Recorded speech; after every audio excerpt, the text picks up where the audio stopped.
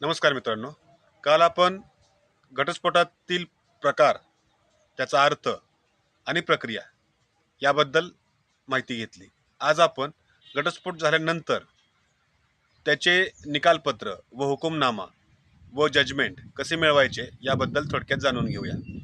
तर घटस्फोट मंजूर झाल्यानंतर म्हणजे तो कोणत्याही प्रकारे असो, तुम्हाला अर्ज करावा लागतो. अर्ज केल्यानंतर तुम्हाला त्याचा एक कालावधी असतो. त्या कालावधीमध्ये त्याचा निकाल, जजमेंट आणि हुकुमनामा अशा सर्व गोष्टी भेटतात. सुरुवातीला निकाल आणि जजमेंट मिळते आणि त्यानंतर काही दिवसांनी हुकुमनामा मिळतो. पण पुन्हा त्यासाठी तुम्हाला नव्याने अर्ज करायची गरज पडू शकते. तर ही प्रक्रिया कंपल्सरी आहे. तुम्हाला अर्ज करावाच लागतो. म्हणजे ते पण तुम्हाला नक्कलमध्ये भेटतं आणि ती नक्कल तुम्ही कुठेही कायदेशीर कामासाठी तुमच्या वापरू शकता. धन्यवाद.